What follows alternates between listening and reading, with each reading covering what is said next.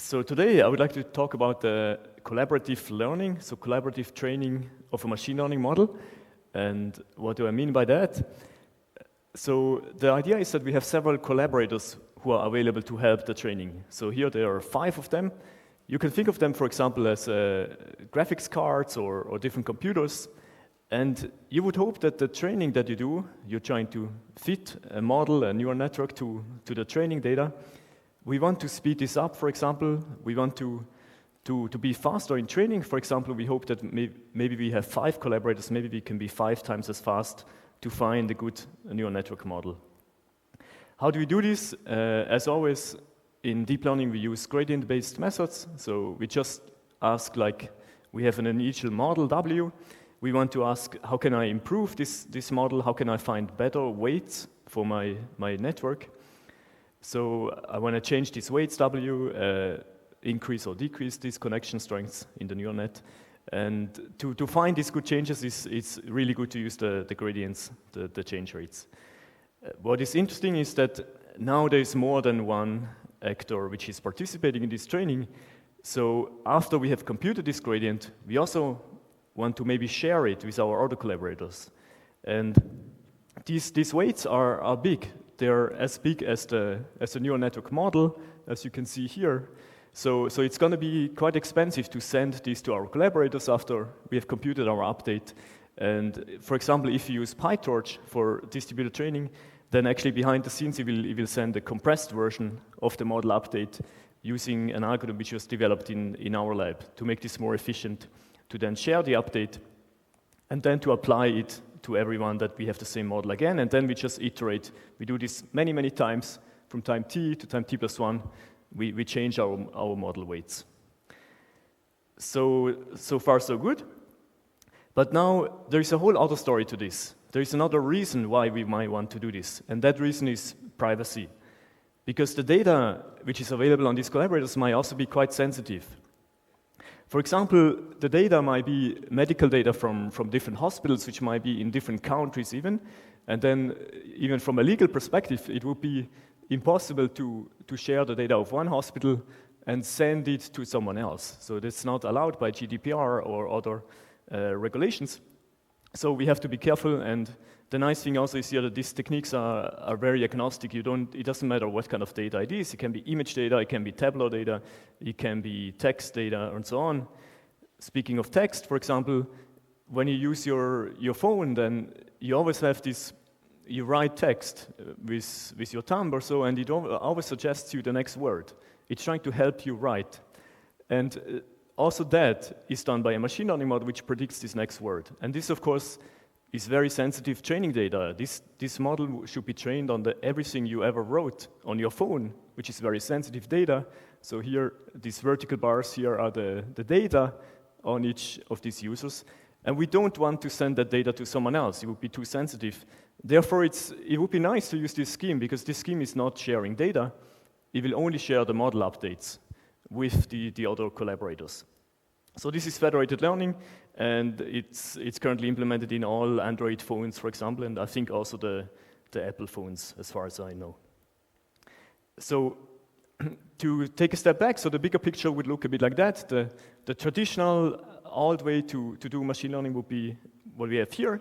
It would be to just take all the data, put it into one place, put these 5 data sets together into one, but that is difficult and also not legally allowed and privacy sensitive. Therefore, we want to improve this. We want to go to federated learning, which means that we do not share data, but we share model updates. And there we just send these updates that we saw, the change in W to the server, and then everyone will get the new model after each round, and we repeat this many, many times. Later in this talk, I want to also go one step further in this to make this whole process even a bit more democratized and to make the process more in a bottom-up fashion. Here the idea is to let the users decide themselves on what do they want to collaborate on. So what do we want to train, with whom, and when do we want to do that? So that there is no server here, you can see, but the users will decide who they want to exchange information with, We're never going to exchange data, we will exchange model updates, and we would do this maybe only in a peer-to-peer fashion without a central server telling us what we have to learn, for example. So this would be the last part. And so for today, what I want to discuss is like two aspects, and the first one is the aspect when we have federated learning, for example, but we have bad actors in the system. So what I mean by bad, so we will get to that maybe they're trying to break the system, or maybe there is some fault happening, so that there is an error. We want to be tolerant to such errors, both in the federated setting and also in decentralized learning. And in the second part, I want to talk a bit more about this collaborative learning, which would be even a bit more general, where we can say that maybe everyone has a slightly different learning objective. Can we still have that the other collaborators might help us to improve training compared to just training alone? So that's the goal for today. For the first part, now again, think of the standard federated learning setup. We have like 5 participants, but now what's interesting is that some of these participants might fail. Maybe they're just not available for a while. Maybe with your phone you're in a tunnel, you don't have connection. So can the learning still continue if one of the 5 is not available? Or even more so, there could be a client which is actively trying to break the system, to be malicious, to send strange model updates, which are really the worst possible ones, which are trying to make the training broke for the entire group. So can we be robust to such a situation? So this is called the Byzantine robust training. So if we could achieve that, and why it's quite difficult is that because in the standard scheme that I showed you, the model updates, which here are called G, they will just be averaged on the server. So the server receives these model updates. So that's what we had, delta W on the first slide. It's going to be averaged from everyone, and that's the new model, and the new model is sent to everyone, is sent back. Now, why is this problematic? Because if one of the updates is arbitrarily wrong, it's like an outlier. So, and one of these can, of course, make the average arbitrarily different from what it used to be. So this property is called that the average does not have the statistical robustness. So it's impossible that the average could be robust to just the arbitrary perturbations of one of the clients. So this does not work. What we have to do to fix this is to use something else, like the median, for example. If you use the median of the 5 workers, we're in a much better situation because we know that the median is more robust to one or 2 of them being an outlier. So hopefully the median is more close to what you would get if only the good participants would answer here. So that's kind of the goal here. We would like to find such an aggregation rule, such that the result of this, it kind of computes something from all the 5, but the result should be as good as if only the good guys would participate. So that's the green ones. So we want to be close to the answer of the green ones. That would be ideal. And one idea is to just what is median in a high dimension, because as we said, G is not a number, G is a model update, so it has like millions or billions of parameters. So what is a median of a vector? So the easiest way to do it is, for example, to use it coordinate-wise, or there's also other ways to do it. So that's that. There's been several works which proposed such aggregation schemes, how to aggregate these vectors in one round. However, even if the rule to aggregate them is robust in a step, which means that it's like close enough to what you get from the good participants, so it's maybe epsilon closed, it's actually not enough for the training to succeed. So it's not resulting in the whole training to succeed. And why is that? The problem is that in every round we might still have a very small epsilon of an error, because the bad participants might drag us in a very small amount to a certain direction. But the problem is we don't do just one training step, we do millions and millions of training steps. So if we do this over time, then the error will add up. Even if you have a very good robust aggregation rule, the error over time is going to add up. So there is 2 papers which show the attacks on this, which one of them is called Fall of Empires, which just a reference to this whole Byzantine story. And the other paper is called Little is Enough, and that paper is really telling you what's happening, right? Because every little error in one round is enough to make the training fail over the many training steps we do. So how do we do about this? So first, what we also looked at is like, how bad is it really? And we found that it's actually really bad in the sense that there is no rule which can fix this problem if you don't remember who sent you what, if you don't remember the history of who was sending you which updates. So that's quite an easy construction that you can kind of do some permutations of the users. If you don't know who was whom, then these updates are so noisy that you cannot rule out that someone is trying to drag you in a direction which is bad for your overall training. So this you can prove that it will not give convergence.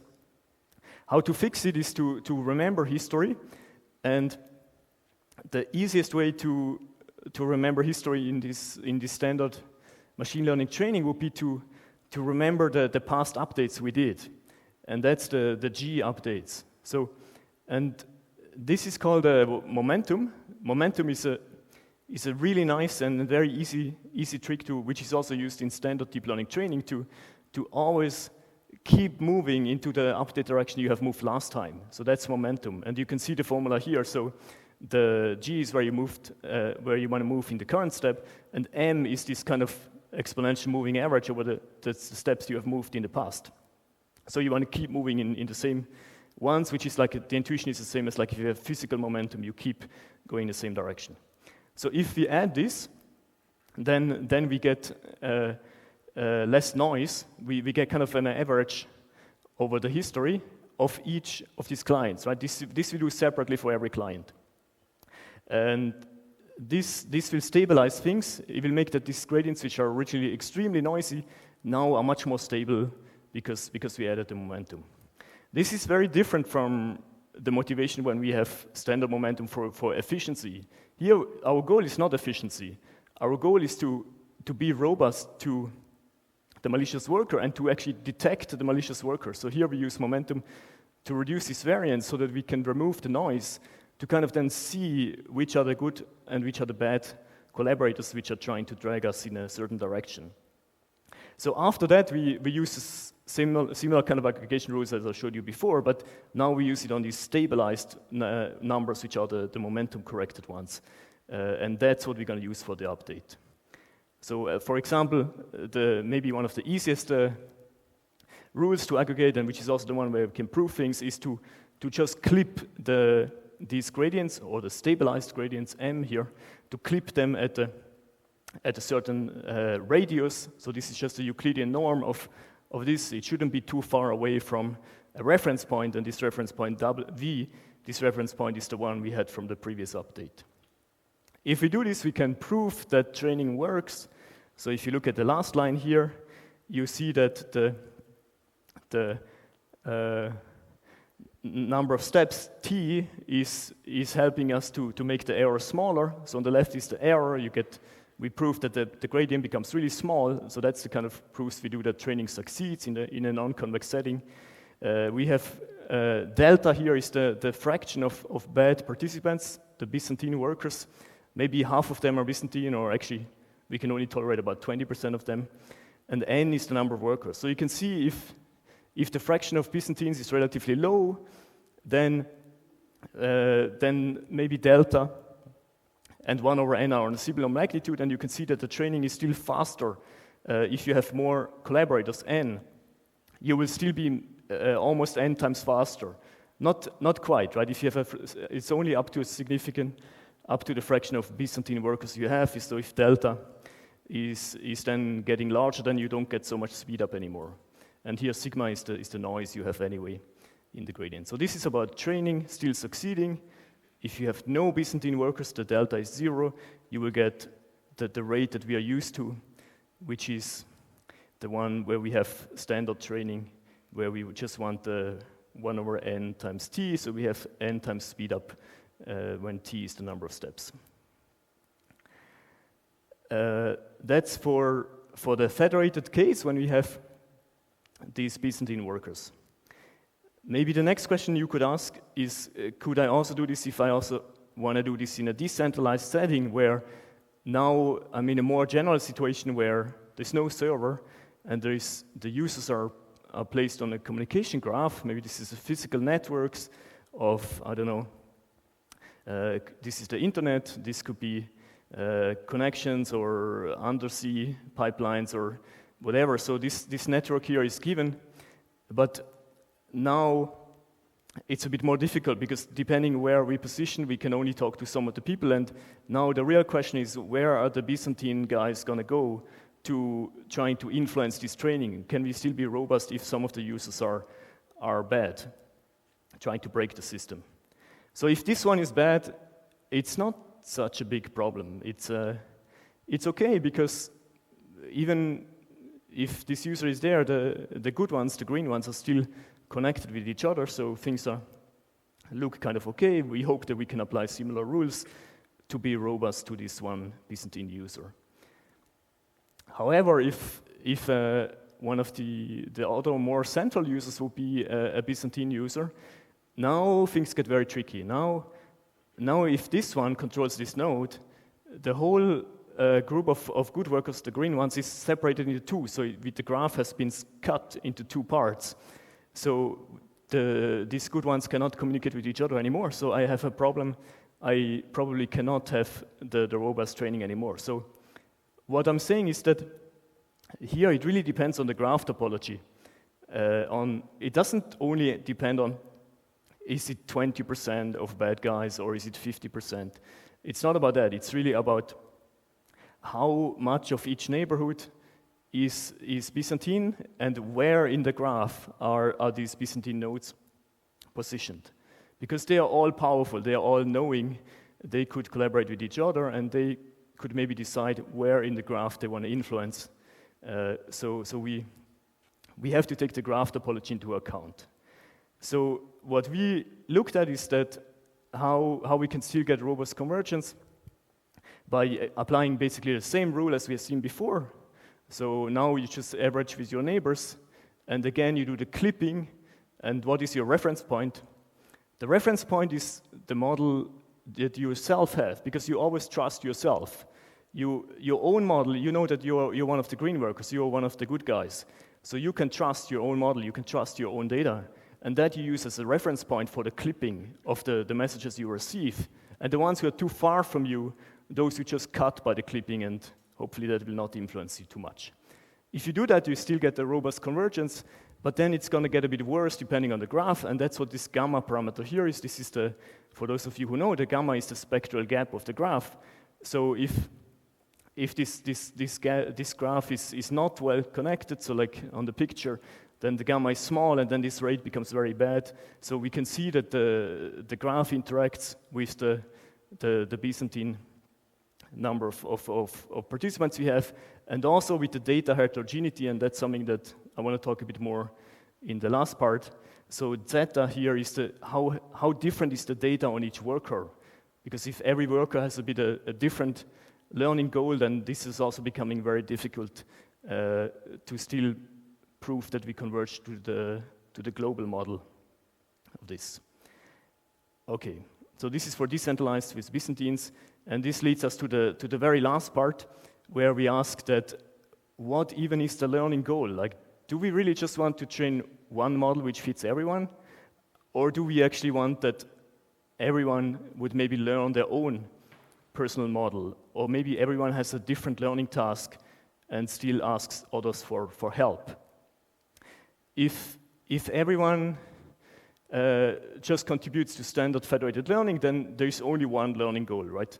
We just pretend that everyone has the same task. There's this one global learning task, which is the sum of all the learning tasks, or the average, which just means that as if all the data would be put into one pot, and then there is one model trained, which hopefully helps everyone, but it doesn't if everyone has a very different objective F. This leads us to the more personalized setting, which I like a lot because it's quite clean. So here you would just say every user just has their own optimization objective. Every user wants to have a different learning task. One user maybe tries to train a classifier for cats and dogs, and another user, F1, might train a classifier from something completely else for chicken and ducks images. And you can still ask the question, does the other users have any chance to help the user 0? So this is from the perspective of one user.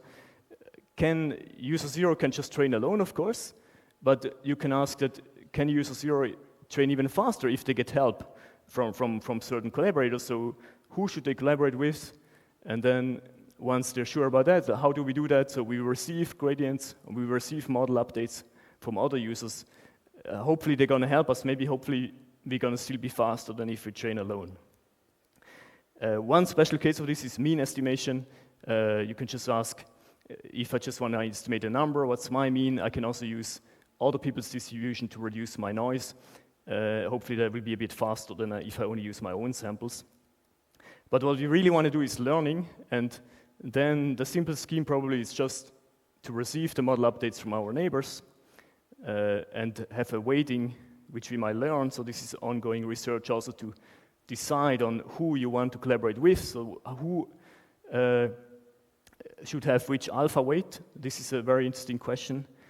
And a slightly improved version of this algorithm to collaborate would be that you kind of acknowledge that your collaborators are very different. So you're also trying to learn a difference vector here, the C vector, which you're trying to map these other gradients you receive, trying to map them so that they are useful for you.